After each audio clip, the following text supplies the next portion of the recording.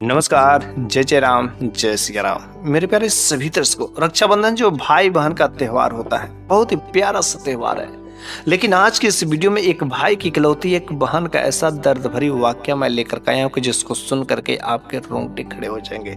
आप अपनी आंखों से आंसुओं को रोक नहीं पाएंगे, आंखों से आंसुओं की धारा बहने लगेगी। जिसने भी सुना है वो अपने आंखों के आंसू को रोक नहीं पाए। इसलिए मुझे पूरा उम्मीद है कि यदि आप अपनी बहन से प्रेम करते हो, यदि बहन कोई हो सुन रही हो, तो यदि वो अपने भाई से प्रेम करती हो तो अब तो आपके लिए वीडियो बहुत ही जरूरी है। ये छोटी सी कहानी आपके जीवन में बहुत कुछ ऐसी नई बदलाव भी लाएगी। ये दिल छू जाने वाली कहानी है, इसलिए आप इस कहानी के अंत तक अवश्य ही बने रहेंगे। मुझे पूरा विश्वास है कि यदि आप भगवान पर भरोसा करते हैं, अपने भाई बहनों से प्रेम करते हो, तो यह कहानी आपके लिए बहुत ही जबरदस्त है। तो बहुत पुरानी बात है कि एक छोटा सा गांव, और छोटा सा गांव में एक घर में एक जो है परिवार था, जिस परिवार में केवल पति और पत्नी ही रहते थे, दूसरा कोई नहीं था।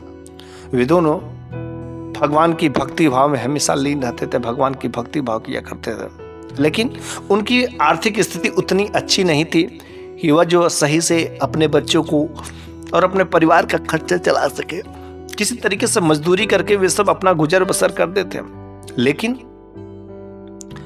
उनका जो है भगवान की कृपा से भगवान ने उन्हें औलाद दिया, एक बेटा और एक बेटी।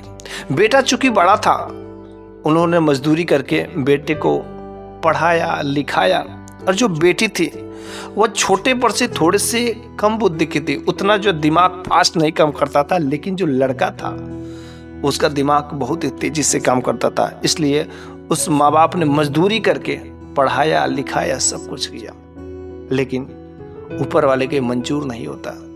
जो एकमात्र इकलौता एक लड़का था और एक बहन, बाप का साया छत पर से उठ जाता है। एक दिन इस दुनिया को छोड़ करके चला जाता, उसके सर पर से बाप का साया उठ जाता है।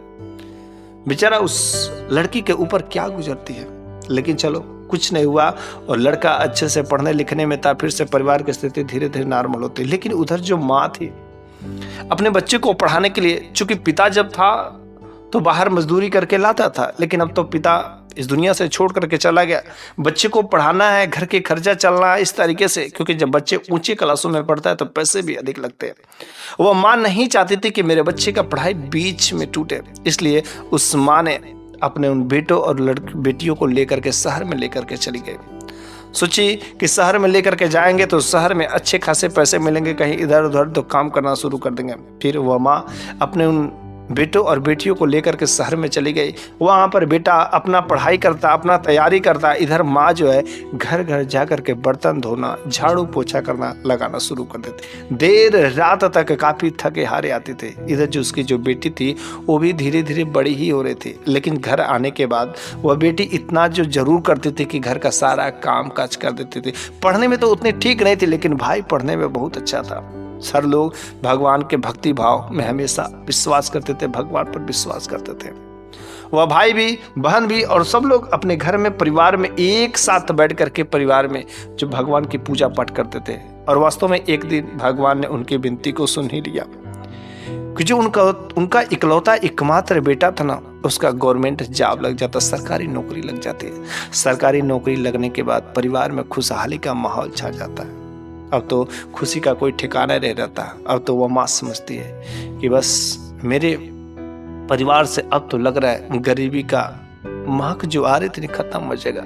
लेकिन यह खुशहाली इतनी अधिक खुशी दे गई कि उस माँ को एक दिन अचानक रात के समय वह हार्ट अटैक आ जाता है। वह खुशहाली को कंट्रोल नहीं कर पाती है और बस हार्ट अटैक आता है। वह माँ भी इस दुनिया से छोड़ करके चली जाती है। अब तो उस घर परिवार में केवल दो, एक लड़का और एक लड़की।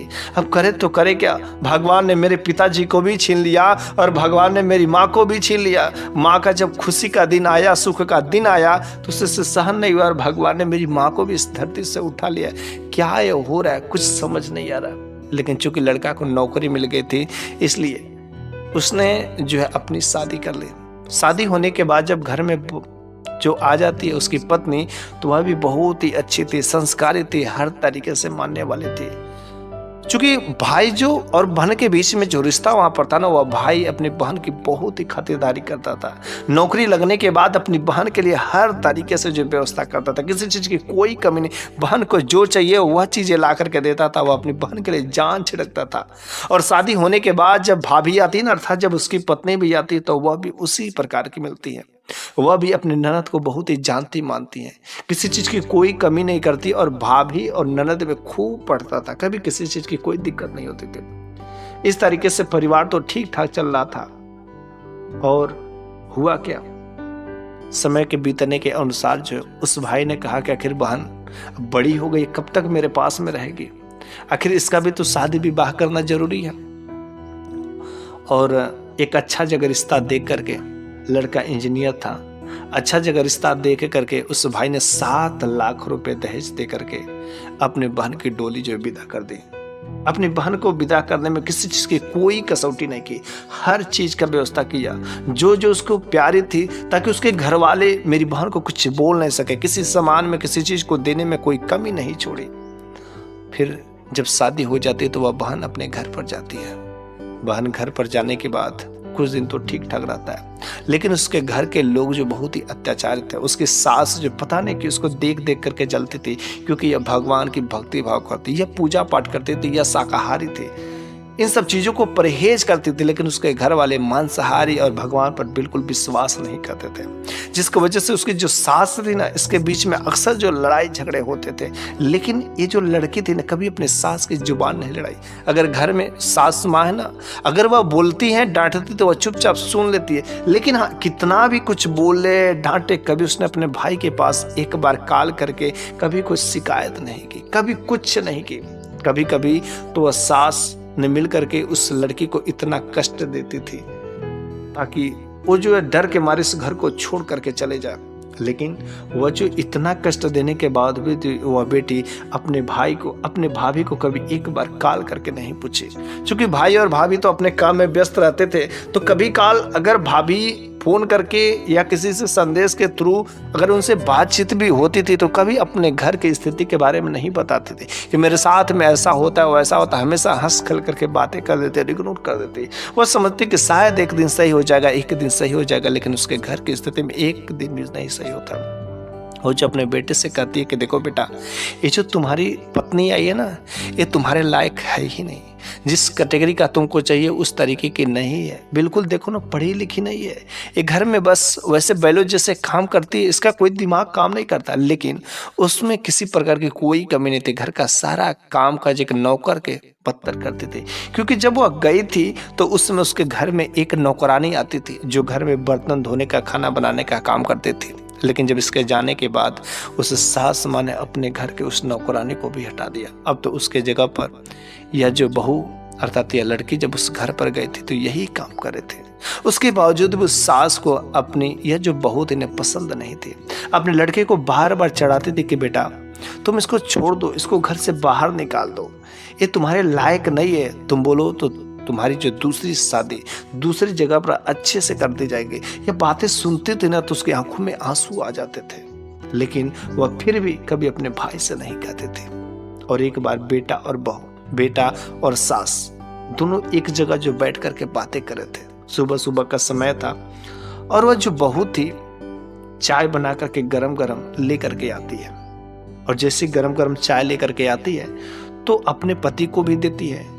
और जब चाय जो दे रही थी तो थोड़ा सा चाय उस कप में काफी भरा हुआ था और थोड़ा सा चाय जो गिर जाता है सास माँ के साड़ी पर, और जैसे सास माँ के साड़ी पर गिर जाता सास माँ तुरंत जो उसको तरफ देखती है, क्या तुम्हें चाय देने का शर्म नहीं है? चाय किस तरीके से दिया जाता है, इतना चाय दिया जाता है, ये किया जाता, वो किया जाता। अब लोग डांट फटकार लगाना शुरू कर देती। लेकिन वह बहू, वह लड़की वहीं पर चाय लेकर के खड़ी रहती है और कहती कि सास माँ गलती हो गई, मुझसे माफ कर दीजिए, ये चाय आप पी लीजिए। लेकिन सास माँ देखो कितनी खतरनाक थी। तुरंत उसके हाथों से चाय लेती है और जैसे ही चाय लेती है ना, उस चाय को गरम गरम चाय जो बहू के चेहरे पर छीट देती, बहू के चेहरे पर फेंक देती। लेकिन वहीं पर वह बेटा बैठा हुआ था, उस बेटे ने एक बार भी माँ की तरफ कुछ बोला नहीं। अपनी माँ को नहीं बोला कि आखिर तूने मेरी पत्नी के साथ में ऐसा क्यों किया, आखिर ये पत्नी किसके सहारे आई है, क्या इसीलिए आई है। उसके भाई ने 7 लाख रुपए दहेज देकर के किसी चीज की कोई तो कमी नहीं की थी। बेटा ने कुछ नहीं बोला और वह भी लड़की कभी शिकायत नहीं की, कभी जो जुबान नहीं लड़ाती थी। और उसकी सास माँ ने ऐसा जब रवैया किया तो वहीं पर वह लड़की बैठ करके अपना चेहरा ढक करके रोने लगती है। अब वे लोग डर जाते हैं कि शायद ये अपने भाई से कहेंगे, अपने भाभी से कहेंगे और वे लोग यहाँ पर आएंगे और कुछ ना कुछ हम लोगों को करेंगे, पुलिस केस में फंसाएंगे। इस डर से उन लोगों ने प्लान बनाया, आगे पीछे उस दिन जो पूरा घूमते रहे, कहीं किसी तरीके से कोई संदेश आया, कोई फोन कॉल, चाहे किसी तरीके से वह जो बताना था इसको घर से बाहर निकाल दे, ये तो बेहतर होगा। लेकिन उन्होंने कहा कि नहीं, अगर इसको घर से बाहर निकाला जाएगा तो फिर से अपने भाई और भाभी के पास में ही जाएगी, क्योंकि इसका भाई इसको बहुत ही जानता है, बहुत ही मानता है, फिर से हम लोगों के साथ में कांटा खड़ा हो जाएगा। नहीं, इसको घर से बाहर भी नहीं निकालना है और इसको निगरानी देखना है कि ताकि ये अपने घर पर कॉल करके कुछ बोल ना दे। इसलिए वह जो दोनों बेटा और सास दोनों निगरानी में लगे थे, हर तरीके से हर जगह वहाँ पर साथ में रहते थे। अब तो बस वे लोग रात्रि का इंतजार कर रहे थे और बस हुआ क्या, रात्रि के समय में बेचारी बस सोई हुई थी। और देखिए बेटा और उस सास माँ दोनों ने मिलजुल करके प्लान बनाया और बेचारी जब रात्रि में सोई हुई थी ना, उसके मुख पर जो पिल्लू रख करके, तकिया रख करके, दबा करके जबरदस्ती बेचारी वह छटपटाती रह जाती है, चिल्लाती रह जाती, बचाओ बचाओ बचाओ। लेकिन उस सास माँ और बेटा ने मिल करके अपनी इकलौती उस बहू को, लड़की को मार देते हैं। मारने के बाद अब तो उसे बाहर रात के समय में ले जाए तो ले जाएगा, जाने तो जाने कैसे, कोई बाहर जानेगा तो क्या होगा, अब इसकी जो डेड बॉडी उसका क्या होगा। लेकिन सास बहुत ही होशियार थे, उन्होंने क्या किया कि अपने घर के आंगन में ही जमीन के अंदर गड्ढा खोद करके उसी घर में जो उसे दबा दिया। जब उसी घर में दबा देती है तो चूंकि अभी तो साल भर होने ही वाले थे और फिर जो है साल भर के बाद जो है एक रक्षाबंधन बीता था और दूसरा जो रक्षाबंधन आने वाला था, क्योंकि हर रक्षाबंधन को वह भाई जो अपनी बहन के पास में आता था। एक रक्षाबंधन का तो अपने बहन के पास में आया था, लेकिन बहन ने कोई शिकवा शिकायत नहीं की। बहन के घर जब वो भाई आता था खूब सारी मिठाइयाँ लेकर के आता था। लेकिन जब दूसरी बार वह भाई अपनी बहन के घर पर आया ना, तो उन लोगों ने उससे पानी पीने के लिए अच्छा से मान सम्मान तो किया। लेकिन जब उस भाई ने कहा कि अरे मेरी बहन से तो मिलवा दीजिए आप लोग, मेरी बहन तो कहाँ है, अरे काफ़ी दिन हो गए उससे कोई खोज खबर नहीं मिल रही, बात क्या है। बस वो सास माँ कहती कि देखिए जी, आपकी जो बहन थी ना, मैं आपसे कहूँ क्या, आपकी बहन के चाल चलन बहुत ही खराब था। आपकी बहन किसी दूसरे लड़की के साथ में हम लोगों के खिलाफ वो हम लोगों को छोड़ करके भाग गई, बहुत ही चरित्रहीन थी, वो हमारे बस में नहीं थी, पता नहीं आपके घर पर कैसे रहती थी। वह भाई कहता है कि नहीं, आप लोग जो कर रहे हैं ना बिल्कुल ही गलत कर रहे हैं, नहीं मेरी बहन ऐसा कर ही नहीं सकती, किसी भी तरीके से मेरी बहन ऐसा नहीं थी। वह भाई जो अपने बहन के घर में जाकर के देखता है, ढूंढता है, उसकी बहन की रूह जो है आकर के अपने भाई के इर्द गिर्द चिल्लाती है, रोकती है, कहती कि भैया मैं यहाँ पर हूँ, भैया मैं यहाँ पर हूँ, अरे भैया मेरे से बात करिए ना, भैया आप मेरे घर पर आए, भैया आप मेरी बात सुनिए ना। लेकिन वह भाई अपनी बहन को नहीं सुन रहा था, अपनी बहन की बातों को सुन नहीं पा रहा था। लेकिन उसकी बहन की जो रूह थी ना, उसी घर में भटक रही थी, अपने भाई से बार बार चिल्ला करके कह रही थी कि भैया मैं यहाँ हूँ, भैया मैं यहाँ हूँ। लेकिन वो अपने बहन की आवाज़ को नहीं सुन पा रहा था। बेचारी वो बहन रो रही थी, चीख रही थी, उसकी बहन की रूह जो उसे भटक रही थी। लेकिन उन लोगों को कोई परवाह नहीं, बस वह बेचारा दर दर भटकता रहा। वह अपनी बहन को ढूंढने के लिए वो हर जगह, गली गली मोहल्ला में, पेपर में, हर जगह छपवा देता है, इस तरीके से मेरी बहन है। बेचारा उसके आगे अपनी नौकरी से कुछ दिन के लिए छुट्टी भी ले लेता है ताकि मेरी बहन बस मिल जाए, क्योंकि मेरी बहन नहीं रहेगी तो मैं क्या करूँगा। मेरी माँ भी इस दुनिया में नहीं रही, मेरे बाप भी इस दुनिया में नहीं रहे, और मेरी इकलौती एक बहन थी, वह भी इस दुनिया में नहीं रहे, भला मेरा ही रह करके क्या फ़ायदा होगा। अरे मैं भी नहीं रहूँगा, लेकिन जब तक मैं अपनी बहन को खोज नहीं लूँगा तब तक मैं चैन की सांस नहीं लूँगा। वह शहर जा करके अपने बहन को ढूंढने लगता, लेकिन कहीं पर कोई जो है इशारा नहीं मिलता। फिर जो घूम फिर करके थके थके अपने गाँव में जब आता है ना, तो उसे घर पर आता है तो ठीक नहीं लगता। और एक बार की बात है कि सामने जो भगवान का मंदिर था, रात के समय था, तो किसी ने कहा कि इसमें भगवान ही तुम्हारा सहायता कर सकते हैं, वही बता सकते हैं, उनकी जब कृपा लगेगी तो तुम्हारी बहन अवश्य ही मिल जाएगी। बस वह जा करके भगवान के दरबार में लगता है रोने। वह भाई अपने बहन के लिए वहाँ पर अपना सर पटकने लगता है, रोने लगता है। वहीं पर विनती करते करते रोते रोते वहीं पर उसकी आँख लग जाती, सो जाता है। उसे कुछ समझ नहीं आता कि रात्रि का समय हो गया, मच्छर काट रहे, लेकिन कुछ भी उसे समझ नहीं आता। वो तो अपना आपा खो बैठा था अपनी बहन की याद में। लेकिन रात्रि के समय में उसे सपने में आता है, क्योंकि वह भगवान के दरबार में सोया हुआ था, भगवान के मंदिर में सोया हुआ था। उसे रात्रि के समय में सपने आता है, करे तुम किसको ढूंढ रहे हो? तुम्हारी बहन, अरे तुम्हारी बहन कहीं गई नहीं है। तुम्हारी बहन के साथ में ऐसा ऐसा लोगों ने काम किया, तुम्हारी बहन को मार दिया और उसी घर के आंगन में उन लोगों ने दफन कर दिया, नीचे जो जमीन के अंदर गाड़ दिया। तुम जाना, वहां पर अकेले मत जाना, 2-4 लोगों को साथ में लेकर के जाना, वरना वे लोग तुम्हारे साथ भी वैसा ही कर देंगे।